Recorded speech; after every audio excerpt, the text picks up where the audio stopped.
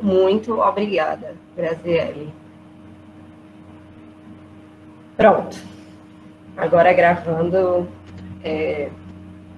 vou fazer depois, ia dar um trabalho danado. Mas valeu, obrigada por terem avisado. E me deem outros avisos desse aqui, né? Que vocês estão mais prática do que a gente. A proposta para a aula de hoje, eu não sei se vocês conseguiram dar uma olhada, né, ou conseguiram abrir o material que eu mandei. Eu mandei 2 materiais, um material de slide e uma folha e um material de questões. Eu coloquei lá nos anexos da reunião, não sei se ficou disponível, alguém conseguiu, visualizou, se estava abrindo, alguma coisa desse tipo. Se tinha, não viu. Tava lá na partezinha do calendário, a gente coloca para colocar uns anexos. E aí, isso, no coisa do Google Sala de Aula. E aí eu coloquei lá esses 2 anexos, que são os slides e as questões que eu estou usando hoje, né, para a gente trabalhar. A forma que eu encontrei, né, assim como para poder dar uma andada, né, um pouco na aula, porque o ritmo de sala de aula, ele é um ritmo diferente, mas em termos de preparação para o Enem, quando a gente está falando de preparação de Enem, acho que requer algumas coisas, né, assim, que até são coisas que a gente não tem muito essa prática em sala de aula. E o método que eu vou usar com vocês hoje, né, vai ser um pouquinho diferente. Acho que tem gente aqui que já assistiu a primeira aula de Glauco. Inclusive, o material de lá está disponível. Eu vou fazer algumas pontuações, porque eu vou partir desse material, né, dessas coisas que ele já começou a colocar.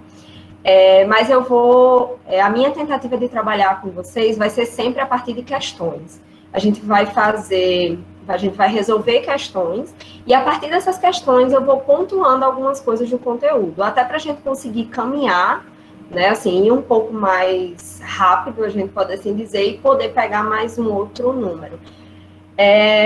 Eu vi que Glauco também já tinha disponibilizado alguns materiais, livros, textos e tudo mais, então eu não tornei alguns materiais que a gente tem, são materiais em comum, né, então aí ficam disponíveis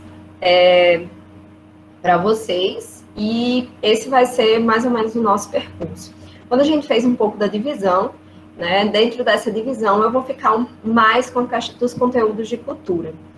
Hoje eu vou dar um pouco de continuar, né, algumas coisas que Glauco tinha começado na primeira aula, que ele já deu de introdução à cultura. Eu vou me aprofundar um pouco mais em alguns desses conceitos e vou propor outros, né, que são coisas que a gente vai seguir. Então, nas próximas aulas, eu vou só sequenciar isso que ainda não está organizado, mas a gente vai voltar a trabalhar com cultura de massa e indústria cultural, a questão da cibercultura, né, que é uma das questões que são questões que muitas vezes entram de forma interdisciplinar no Enem, que tem muitas possibilidades, né, também da gente trabalhar, e que está dentro do conteúdo de cultura, né, dentro dos nichos, eu que fiquei com ele. Vamos trabalhar também um pouco com a questão da cultura brasileira, né, quais as características, quais os autores que vão falar de cultura brasileira, quais são os pontos de vista em relação à questão da cultura brasileira. E aí, nesse aspecto, entra, por exemplo, a questão do racismo e todas essas coisas, que quando a gente vai visitar, né, a bibliografia que trata desse tema, você vai ver que no nosso país, né, assim como esse efervescência, né, de questões, entra também pontos de vista que são divergentes, né? Então, eu vou trazer isso para vocês, depois eu vou mandar só como um cronogramazinho de quais são as aulas que a gente vai colocar. Mas hoje, a gente vai trabalhar com algumas questões principais em relação à cultura, né? Eu vou abrir aqui os slides, e aí vocês vão vendo, né, esses aspectos. Depois, né, me interrompam caso eu esteja falando muito rápido ou esteja um pouco complicado. E deixa eu botar aqui um pouquinho maior. Então, na aula passada, né, que foi a aula que Glauco colocou, inclusive tem o material dele que está todo disponível lá, os slides, os textos, como eu tinha dito, Glauco já pontuou algumas coisas. Primeiro deles é a própria questão do conceito de cultura, que é a ideia de sair do senso comum, né? Não cultura como uma malinha de conhecimentos, né? Aquela ideia, você é muito culto, né? Você é culto porque você tem determinados conhecimentos sobre uma questão, né? Mas cultura a partir de uma ideia bem mais ampla, né? E esse conceito que sai dessa ideia de senso comum. Glauco também colocou algumas questões sobre aculturação e endoculturação, a partir de pontuações que vocês mesmos colocaram, né? Tem lá na aula, tá? Eu digo, assim, estou só fazendo uma recapitulação, mas a aula está lá disponível, o vídeo, né? Que vocês depois podem recorrer. A ideia, né, do determinismo biológico, determinismo cultural, que está relacionada ainda à questão, né, desse conceito de cultura, e aí ele trouxe alguns autores, que são autores que até, inclusive, vocês vão rever aqui. Ele falou também de cultura material e imaterial. A gente vai, não sei se vai dar tempo hoje a gente revisitar isso, quando a gente for ver a questão das diversas faces da cultura, e a questão da aprendizagem dos padrões, né? Como é que nós, enquanto indivíduos, dentro dessa relação social, a gente vai aprender isso? Eu selecionei aqui questões que vão do Enem de 2008 até agora o Enem de 2019. Inclusive, no Enem do ano passado, caiu uma questão, né, que foi uma das primeiras questões de sociologia, que tinha relação com esse conceito de cultura de forma bem aberta, né? Inclusive, a base dessa questão, ela é retirada de um livro, que foi um livro que Glauco disponibilizou para vocês. É um livro que talvez muitos conheçam, porque ele é meio que guru nessas questões de aprendizado de cultura, que se chama Cultura como um Conceito Antropológico, né, do antropólogo brasileiro Roque Laraia. É uma mapinha vermelha, ela é pequenininho, assim, e de linguagem bem acessível, então vários professores usam ele em sala de aula, o Glauco disponibilizou, e o Enem do ano passado, o Enem de 2019, trouxe uma questão com um trecho desse livro, certo? Gente, só alguém me dá o ok, tá dando para ver a tela, né? Que tem o slide, questão. Ok, saiu agora, voltou, pronto. Eu vou começar a fazer a leitura da questão e aí a gente vai pontuando. Eu trouxe algumas imagens também para a gente pensar a partir disso. O trecho do livro diz o seguinte: é amplamente conhecida a grande diversidade gastronômica da espécie humana. Frequentemente, essa diversidade é utilizada para classificações depreciativas. Assim, no início do século, os americanos denominavam os franceses de comedores de rãs. Os índios Capó discriminam os timbiras, chamando pejorativamente de comedores de cobra. E a palavra potiguara pode significar realmente comedores de camarão. As pessoas não se chocam apenas porque as outras comem coisas variadas, mas também pela maneira que agem à mesa. Como utilizamos garfos, surpreendemos-nos com o uso de palitos pelos japoneses e das mãos por certos segmentos da sociedade. Esse é o trecho. Eu trouxe duas imagens aqui, que são imagens antigas, porém reais. Esse primeiro aqui é uma imagem de um índio Capó, e esse embaixo é de um índio Timbira. A questão, ela pede o seguinte: o processo de estranhamento citado, né, inicialmente aqui por Laraia no texto, com base em um conjunto de representações que grupos ou indivíduos formam sobre outros, tem como causa né? Letra A, reconhecimento mútuo entre povos. B, etnocentrismo recorrente entre as populações, C, comportamento hostil em zonas de conflito, D, constatação de agressividade no estado de natureza e E, transmutação de valores no contexto da modernidade. Eu não vou, né, a gente não vai apontar a resposta agora, inclusive se vocês quiserem já podem ir colocando aí qual a questão que vocês acham que, qual a alternativa que vocês acham que é dessa questão. E aí eu queria começar a pontuar algumas coisas, eu vou aproveitar esse momento também para a gente abarcar, né, mas de uma forma um pouquinho mais geral, né, as questões que transversalizam essa questão aqui, né, que a gente pode apontar e que, inclusive, mais para frente a gente pode falar disso. A primeira dessas questões é algo que eu tenho achado bem importante pontuar, né, quando a gente está falando da questão indígena no Brasil.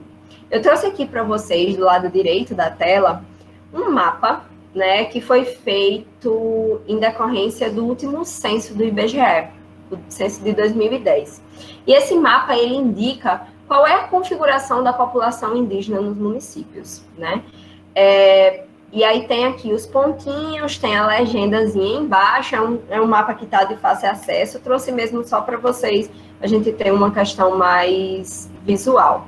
Os pontos maiores, né, obviamente, é uma maior recorrência, pontos menores, uma menor recorrência, né, ele coloca aqui entre 100 e 200, 200 e 500, 500 a 1.000, né, 1.000 a 5.000 e 5.000 a 29.000, né, que são essas concentrações populacionais.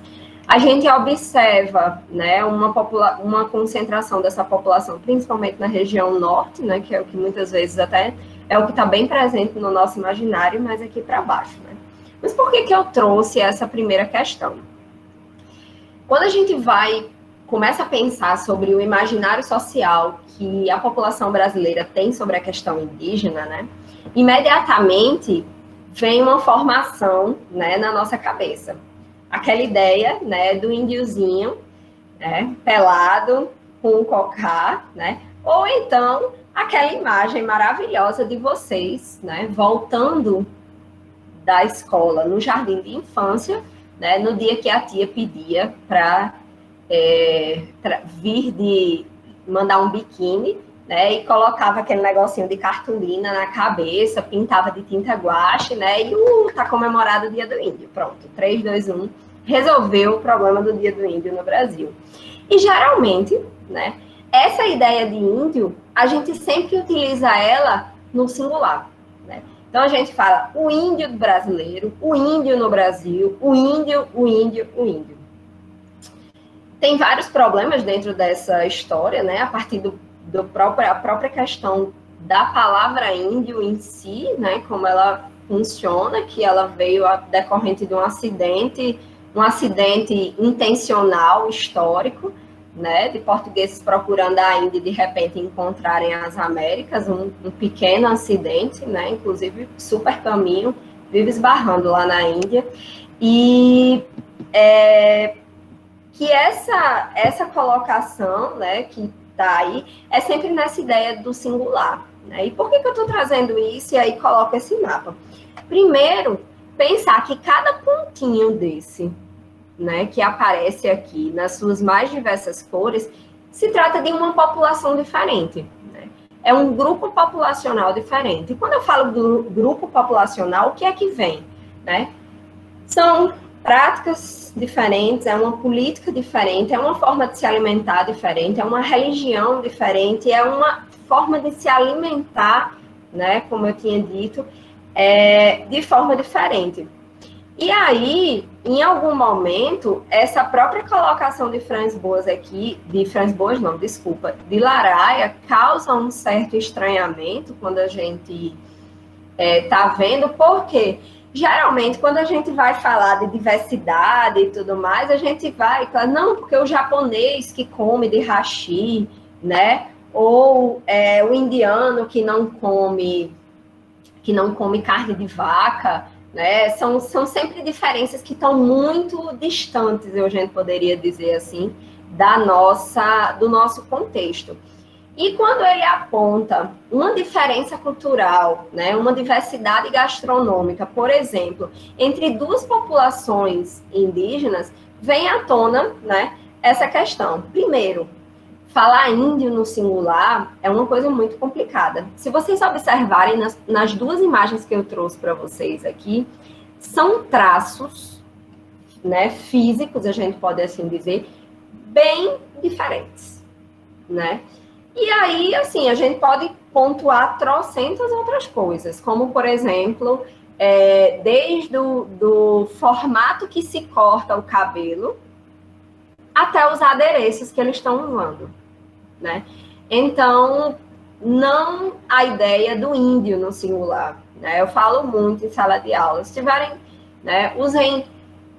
Primeiro, tenham sempre o cuidado de utilizar no plural, né? São essas populações indígenas, sempre no plural. E se vocês quiserem não utilizar a palavra índio, utilizem nativos, povos nativos brasileiros, né? Muitas vezes a gente, quando fala de nativo, o reconhecimento que dá inicial é muito mais, né, os índios nativos norte-americanos que aparecem nas séries, nos filmes de Bang Bang e tudo mais, e que apareceu agora, não sei quem assistiu, quem gosta dessa série, Annie with E, no Netflix, e que aparecia, né, e uma das coisas que estava presente nessa última temporada era a questão da presença dessas populações, né, e aí muitas vezes a gente, quando vai falar de nativo, remete muito mais a eles do que às nossas próprias populações, né. Então, é interessante pensar, né, dentre essas questões, inclusive na própria questão tem uma relação aqui com a nossa questão cultural, né, que é a palavra potiguara, que vem da ideia, né, de comedor de camarão, e por aí vai. Então, muitas vezes, a gente coloca tanto essas populações indígenas todas dentro do mesmo bolo, que a gente não consegue imaginar essas diferenças, né? Ou a gente não consegue imaginar, por exemplo, conflitos entre eles. E aqui no texto, né, vem uma questão bem clara que é os índios, né, Capó, discriminam os timbiras, chamando pejorativamente de comedores de cobra, né? Então, a ideia também romântica que existe nessa formulação do imaginário social brasileiro, né, de índios como uma coisa, são todos, né, cachimbo da paz e tudo mais, de Gabriel Pensador, então eles são todos da paz, eles, né, se entendem, todos eles se entendem. Não, eles não se entendem. Não estou dizendo, gente, que eles fazem guerra e se exterminam da mesma forma que nós, ocidentais, né, que o nosso pensamento ocidental se extermina, não é isso. Mas eu colocar duas, né, assim, uma população indígena que mora no Mato Grosso do Sul e uma população indígena que mora em Pernambuco, se eles não dominarem, por exemplo, o código da língua portuguesa, eles não vão se entender, porque eles são muito diferentes, né, em todos os sentidos. Então, isso quando a gente coloca, assim, para muitas pessoas é um choque, né? Pensar como é que pode, eles se discriminam. Sim, eles se discriminam. Porque a gente tem que esquecer, a gente não pode esquecer que, antes de tudo, né, são populações com grupos e com questões culturais totalmente distintas. Feitas essas pontuações, né, a gente volta aqui para a questão. Ele pergunta: o processo de estranhamento citado, com base em um conjunto de representações que grupos ou indivíduos formam sobre outros, tem como causa o... E aí eu quero saber o que é que vocês responderam aqui. B. Temos perguntas, obrigada. E Vitor. É o nosso etnocentrismo agindo? Pois é, vamos conversar exatamente sobre isso. Deixa eu voltar aqui para a página. Exatamente. Questão B, né? A causa, né, desse estranhamento que nós temos, né, em relação aos outros grupos vem em decorrência exatamente do etnocentrismo, que é recorrente entre as populações, e não é só recorrente entre ocidentais e orientais, né? Ou europeus e populações, sei lá, do norte do continente africano, não. Né? O etnocentrismo, a gente vai ver um pouquinho mais para frente, ela é uma prática que ela está, né, muito trazida, é muito recorrente dentre essas questões, porque está na nossa forma de ver o mundo, né? E aí, Vitor perguntou aqui, é o nosso etnocentrismo agindo? Acho que ele perguntou em relação a essa concepção que a gente tem, né, de povos indígenas. Sim, né? É uma das formas que esse etnocentrismo ele está presente, né, e que ele aparece na nossa vida. Por que a gente acha que eles, né, é sempre exatamente, essa cultura, né, essa forma de sempre olhar o outro a partir do nosso ponto de vista. Então, nós, caras pálidas, né, brancos, nós não índios, temos, né, uma visão que a gente considera uma visão superior. Então, assim, nós somos evoluídos, né? E dentro da nossa evolução, tudo que não parece com a gente tem uma tendência de fazer o quê? Colocar na mesma faixa, como se todos fossem iguais. Muito, muito atual. A gente fala dessa questão do etnocentrismo. Quando a gente está estudando o histórico, né, do conceito de cultura que está se desenvolvendo, a gente vem falar de etnocentrismo, por exemplo, no início do século XX. Né? E aí, muitas vezes, as pessoas visualizam primeiro etnocentrismo como uma coisa distante da gente, que aí entra, não, porque nós, brasileiros, somos miscigenados e por isso a gente não tem preconceito com outros povos, etc, etc, que é o que a gente vai ver mais para frente, a gente vê que não é muito bem assim, né? Entra com essa coisa, né, extremamente, como se fosse tanto longe temporalmente falando, uma coisa é do início do século, tanto como uma coisa que é distante, que não faz parte da nossa vida, né? Então, a gente olha esse outro a partir das nossas perspectivas, né? Então, essa é uma tendência que a gente tem olhando essas populações, né? De colocá-las sempre dentro dessa perspectiva de baixo. A gente não consegue visualizar diferenças entre eles porque a gente os coloca abaixo, né? Geralmente, o olhar etnocêntrico, ele tem essa característica, uma característica de, como é que eu posso dizer, colocar, né, todo mundo abaixo daquele quem está avaliando.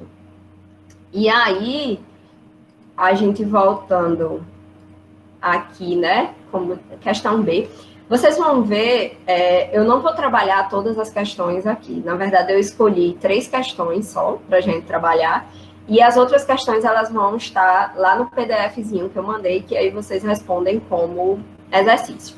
E aí aqui eu tenho uma frase e uma imagem, que é uma imagem bem pop, a gente pode assim dizer, muito presente nas provas de sociologia pelo mundo aí afora, que é a imagem, né, de uma mulher ocidental, a gente poderia assim dizer, né, fazendo o que muita gente gostaria de estar fazendo agora, imagino, inclusive eu, que era ir para a praia, estou sentindo muita falta do mar, só para ficar registrado. E uma outra, né, uma mulher de uma religião diferente, a religião islã, que tem práticas, né, corporais, práticas totalmente distintas da nossa, né, tanto estéticas como no comportamento. E desse outro lado, eu tenho aqui uma citação de Heródoto, né, que é um grego de lá vai das antigas, antes de Cristo, que também está presente naquele livro que Glauco disponibilizou, que a gente disponibiliza, Cultura como um Costume, Cultura um Conceito Antropológico, desculpa, de Roque Laraia. E essa frase, ela diz assim: se oferecêssemos aos homens a escolha, deixa eu só permitir aqui. Tá, deixa eu vou dar uma pausa aqui e aí vou ler as questões. E esse pensamento de sermos avançados seria etnocêntrico, de acharmos avançados e superiores aos demais? E aí também vem uma outra colocação aqui. A chegada dos portugueses no Brasil já marca esse olhar. Sim, essa ideia de pensamento etnocêntrico está muito atrelada à ideia de evolução, né? Quando a gente pega, como eu disse, revisitando, né, as mudanças no conceito de cultura, uma das coisas que a gente vai ver, que uma das primeiras ideias que estava associada ao conceito de cultura era uma ideia de povos mais evoluídos e de povos menos evoluídos. Por que quando a gente, no senso comum, diz que alguém tem cultura, é porque ela domina um certo tipo de signo cultural, de forma cultural, e não outro, né? Porque mas se eu me escuto grafitão, se tu escuta grafitão, tem cultura não, é? Né? Ou ainda, né, tá lá, né, o ser humaninho, né, no meio do intervalo, todo mundo né, correndo para a fila do lanche, falando, conjecturando mil coisas, e o ser humano tá lá lendo Dostoiévski, por exemplo. E aí alguém passa e diz, olha, fulano é culto, viu? Olha só, tá lendo uma hora dessa, né? Por quê? Porque a gente associa esses tipos de signo cultural, que é o que a gente vai ver mais para frente, né? Principalmente a ideia de cultura popular e de cultura erudita, a essa ideia de evolução. E aí eu convido vocês a pensarem, né? Quem foi que uma das principais pessoas que começaram a falar dessa ideia de evolução, né? Dentro o homem como um processo evolutivo, que a espécie, né, que sobrevive, né, é a espécie forte, apenas os fortes sobrevivem, e vai falar desse homem como um processo em evolução constante. Vocês lembram? Pensando aí, perfeito. Charles Darwin. Charles Darwin, de onde ele era, né? Qual era o país que Charles Darwin, né? Qual o universo a qual Charles Darwin pertenceu? Né? Qual foi a universidade que Charles Darwin pertenceu? Né? Era nada mais, nada menos que aquele mundo europeu, né? Ali naquele centrinho, né? E eu digo centrinho porque territorialmente é bem pequeno mesmo, se a gente for pensar, né? A Inglaterra, a Alemanha, a França, esse centro que, obviamente, culturalmente produziu muito, né? Mas territorialmente é um centro bem pequeno.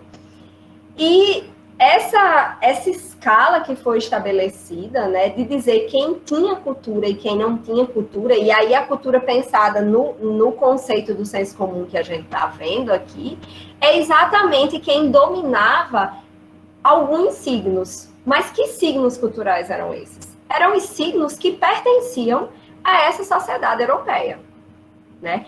Então, assim, qual é o conceito de avanço? Qual é o conceito do top of the mind da evolução da humanidade? É a Europa, né? Como a gente diz que alguém é muito evoluído ou que alguém está dentro de uma questão dessa, por quê? Porque ele se parece com um europeu, né? Não é porque ele se parece com um, sei lá, pensar aqui, um norte-coreano. Pensando aqui um exemplo bem. Então, assim, só o fato da gente estabelecer uma régua, né, desses traços de evolução já remete a uma ideia etnocêntrica. Por quê? Porque eu digo que o outro não é evoluído a partir de qual olhar? Do meu olhar ocidental. Né? Então, assim, essa ideia de superioridade, né, ou de inferioridade, aí alguém coloca aqui a ideia, esse zoo humano, Rian, que você está falando, é a coisa das aberrações, as aberrações genéticas que eram colocadas, que depois foi até tema do circo. Não sei se é esse zoo. Porque, inclusive, esses dias eu estava vendo um filme e aí tratava disso, né? Era coisa do circo que trazia exatamente essas aberrações humanas. Ou então a ideia do holocausto, perfeito. A ideia do holocausto ela causa muito bem. Em cima de que Hitler trabalhou? Né? A ideia de alguém que era evoluído. Quem eram os evoluídos? Eram exatamente os alemães. Né? Esses alemães pertencentes à raça ariana, que tinham um conjunto de signos que iam desde a religião, né, até as questões relacionadas aos costumes, a cor da pele, o tamanho do nariz, né? Imagine que isso era um signo, né? Um signo que colocava dentro dessa questão. E aí você vai ter processos que vão ser anteriores, né? Alguém falou aqui da chegada dos portugueses no Brasil, que é uma marca, né? A partir do momento que eu quero impor a minha cultura para o outro, a partir do momento que eu quero impor a minha forma de pensamento, que eu quero impor a minha religião, que eu quero impor, seja ela meu modo de se vestir, meu modo de falar. Ei, menino, para de chiar, né? Vocês já viram... Estava vendo esses dias uma dessas digital influencer que é ex-BBB e está sonhando em ser atriz agora. E ela está fazendo uma escola de teatro, um curso de teatro em São Paulo. E ela falou que uma das principais aulas que ela tem é como perder o sotaque. Como deixar de falar manha, painho, tia, tio, né? Por quê? Porque dentro em todos os lugares a gente vai ter essas marcas mais evoluídas, porque o paulista, por exemplo, né, vai ser mais evoluído. Isso vai se traduzir na forma de falar, na forma de andar, como se comporta, né, os costumes e tudo mais, como isso vai acontecer. Mas aí a gente volta agora para a frase, como eu disse, né? Heródoto, quando ele vai dizer, se oferecêssemos aos homens a escolha de todos os costumes do mundo, aqueles que lhes parecessem melhor, eles examinariam a totalidade e acabariam preferindo os seus próprios costumes. Tão convencidos estão de que esses são os melhores que todos os outros, né?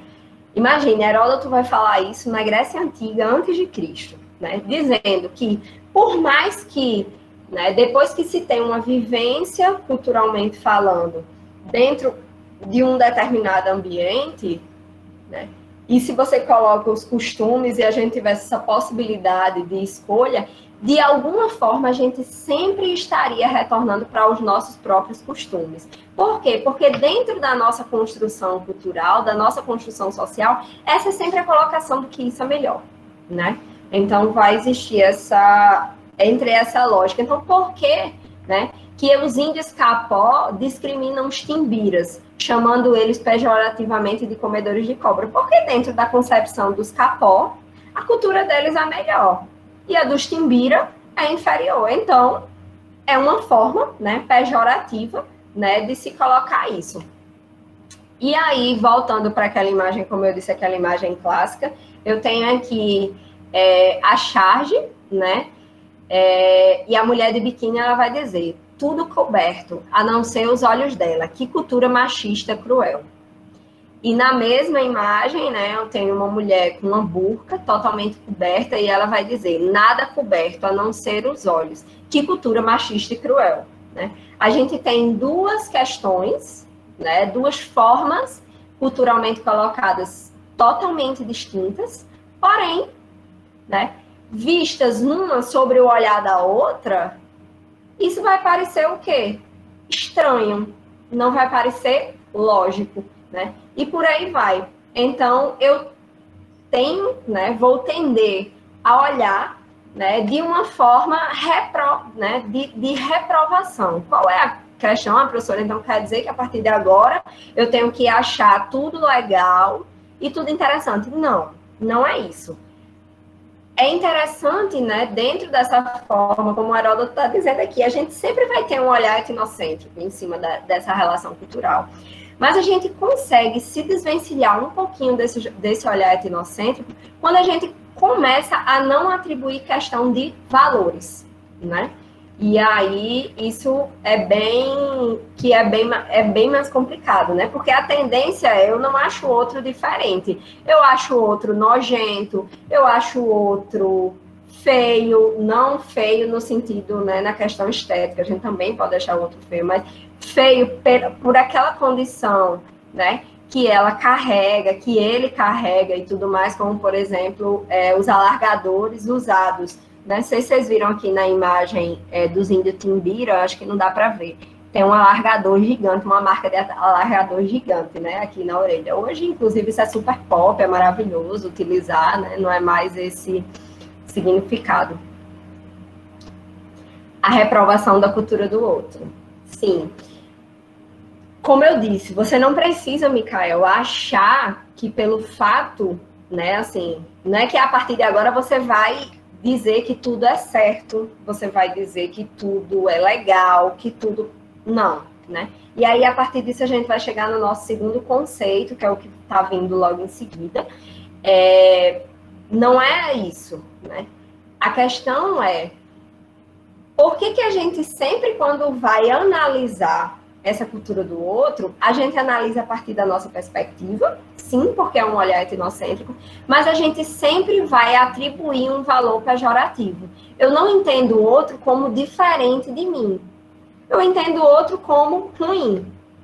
Então, assim, você é um idiota por gostar de rock. Eu não digo, você tem um pensamento diferente do meu, você gosta de rock, né? Automaticamente, né? Ou então eu digo, você só escuta música ruim, Mikael? Lhe escutei, viu? Escutando Foo Fighters, semana passada. Que música ruim. Eu não consigo imaginar que música diferente.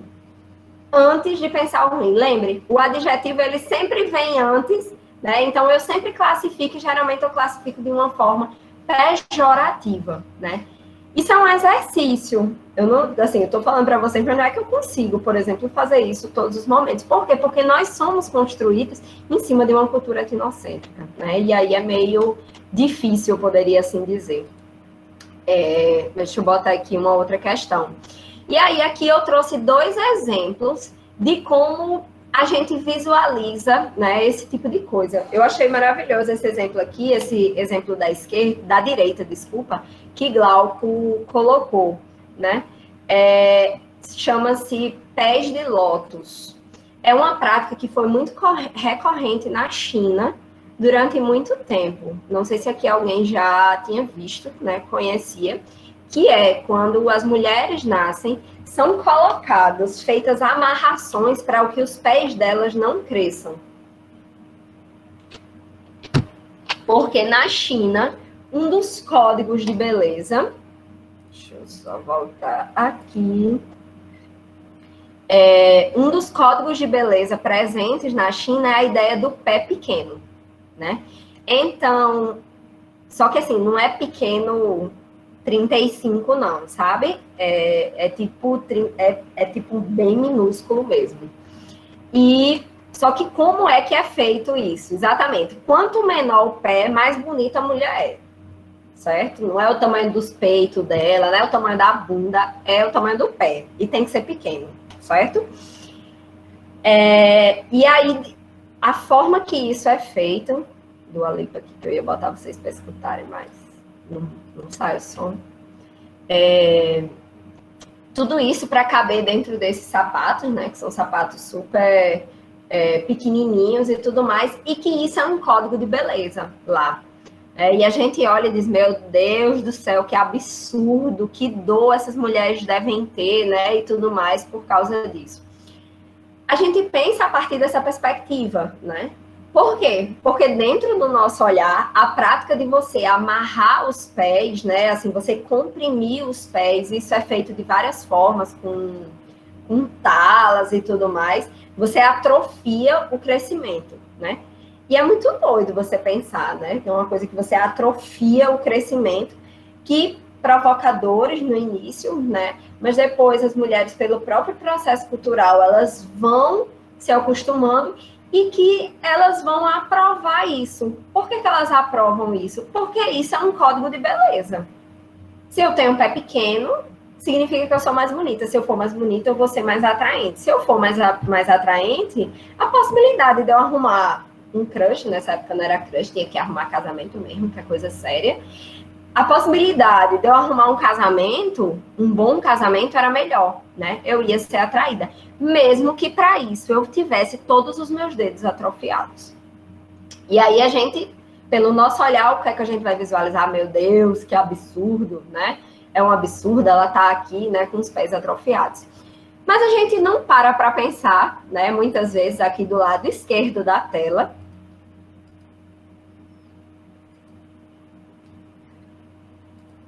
tem aqui uma questão.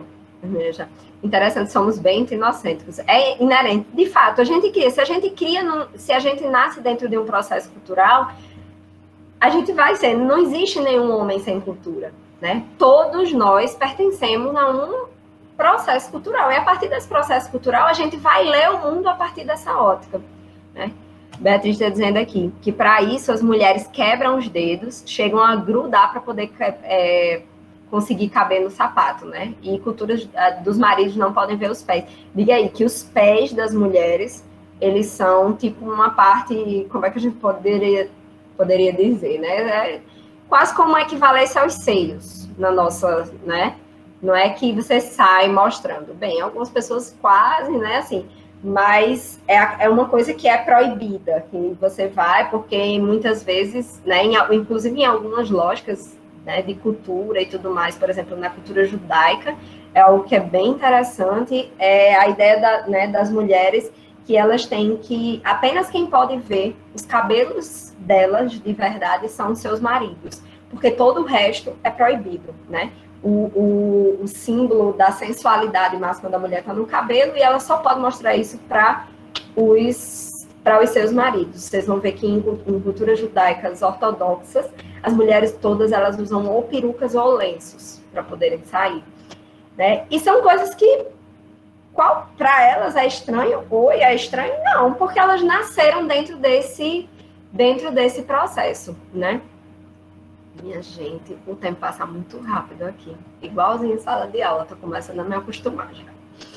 Bem, só aqui, então, para esse lado esquerdo, para a gente ver como a gente se acostuma com coisas que, se a gente for tentar olhar sobre um olhar, né, bem pleonasticamente falando, né, naquela ideia de estranhar o familiar, é um convite muito interessante que Glauco fazia vocês na aula passada, que é a ideia, por exemplo, de passar ferro no cabelo. Eu conheço inúmeras histórias, inclusive aqui está uma, de gente que já queimou a testa passando ferro. E dói, viu? Meu amigo, pense que dói, né?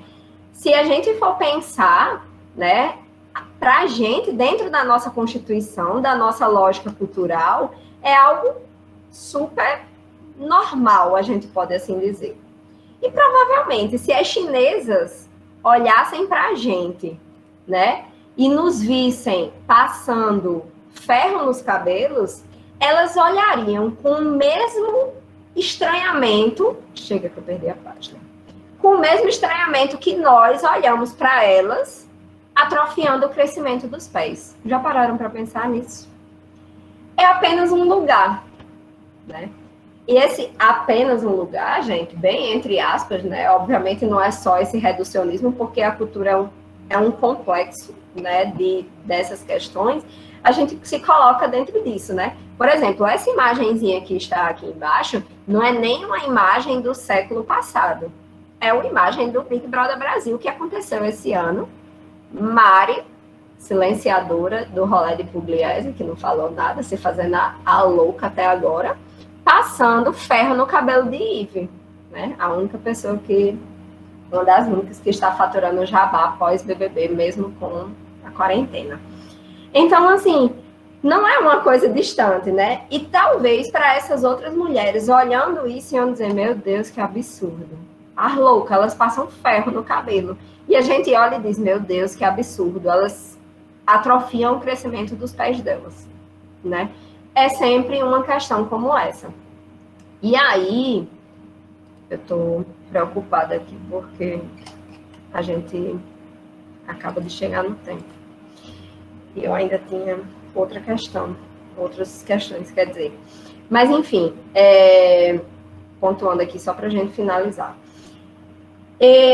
Eu trouxe também indicações, inclusive vou trazer várias delas. Eu adoro o cinema e questões, e uma série, um filme que faz a gente pensar, por exemplo, sobre essas questões, né? Uma ideia de estranhar esse familiar, ou de entender como é que esse processo ele também vai existindo. Essa aqui é uma série na Netflix que foi lançada recentemente, chamada Self-Made, que é a história dessa empresária, né, a Madam Walker, sobre a história da indústria de cabelos norte-americana, indústria para as afro-americanas. E esse daqui que é um filme, Felicidade por um Fio, bem bonitinho também, muito interessante para a gente pensar sobre essas questões dos cabelos, né, de uma forma bem interessante.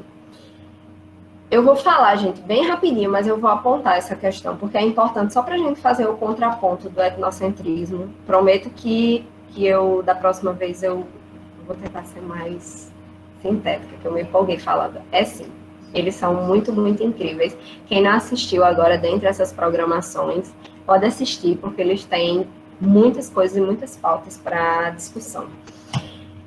Essa segunda questão, ela traz um autor chamado Franz Boas, que eu sei que vocês viram com o Glauco na semana passada, e ela diz o seguinte, essa questão não foi retirada do Enem, tá? Mas ela foi retirada da UERJ de 2013, da prova da UERJ de 2013.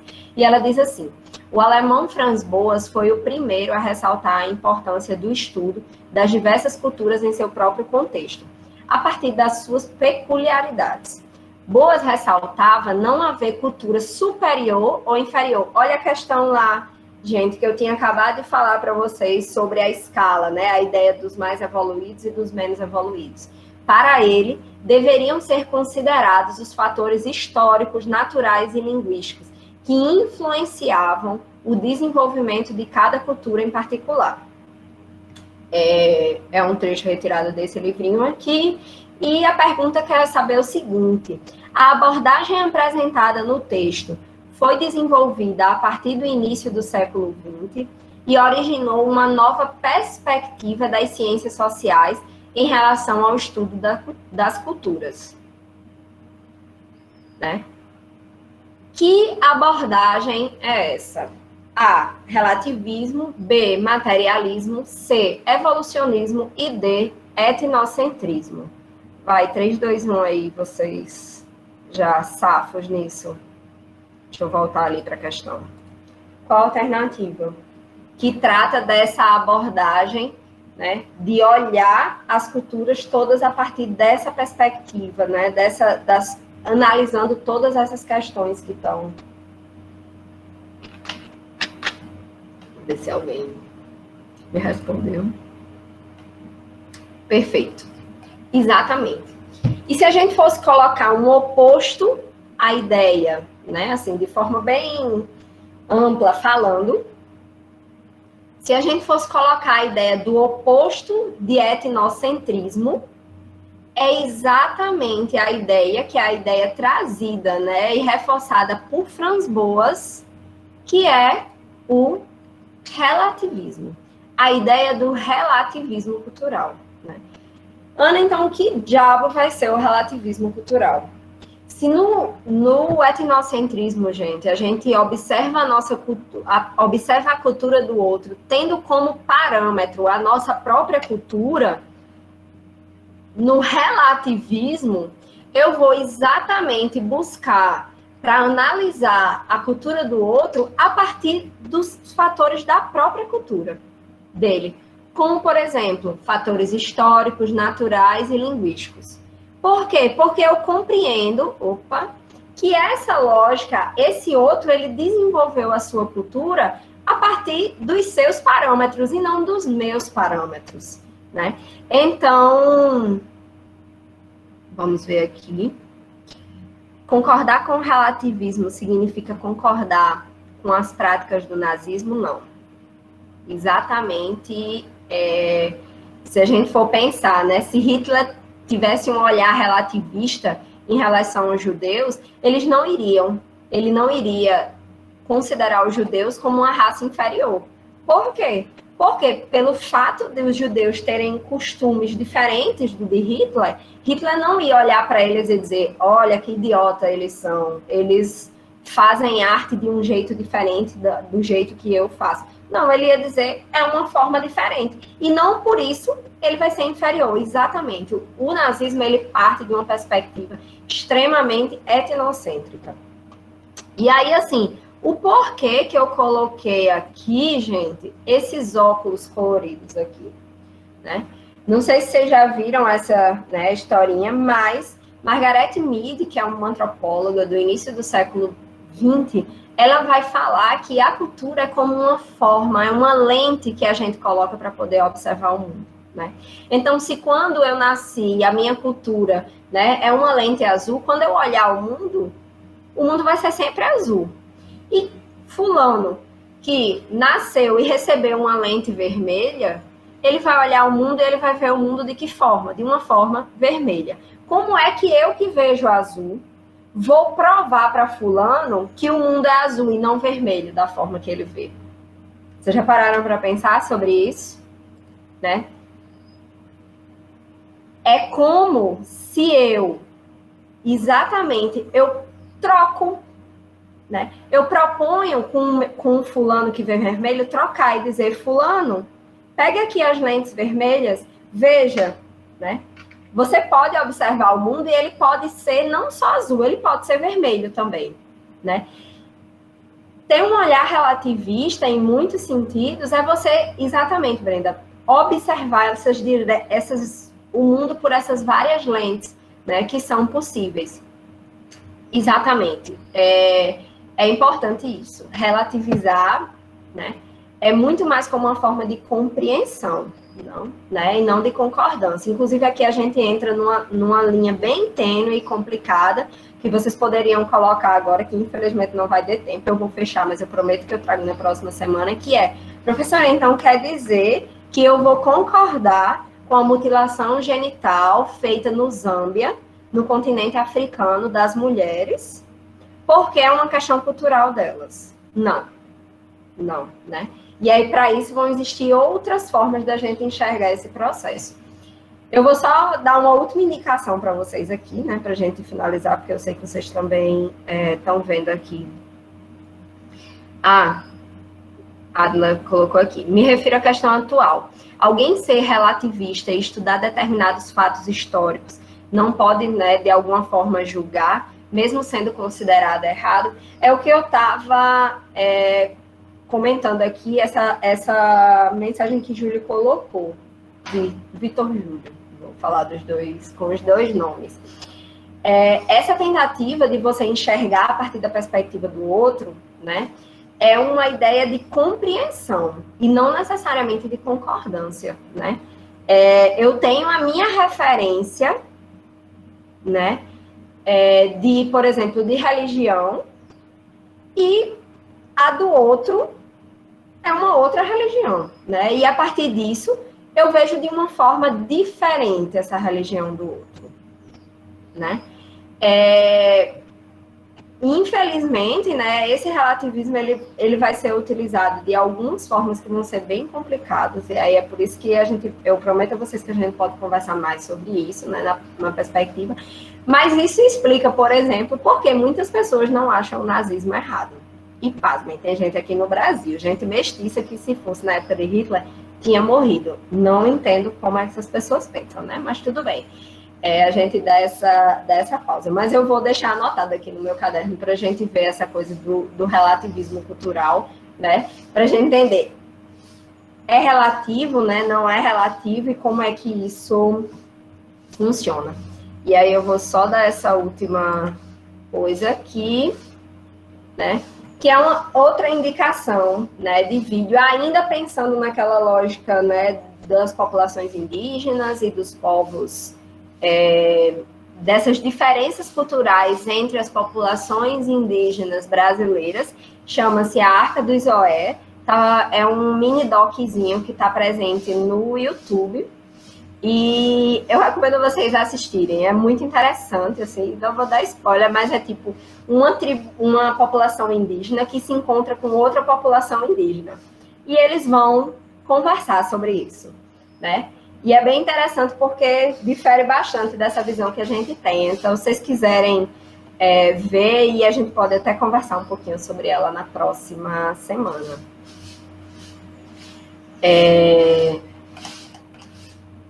Pronto, a gente já está ultrapassando 10 minutos do tempo.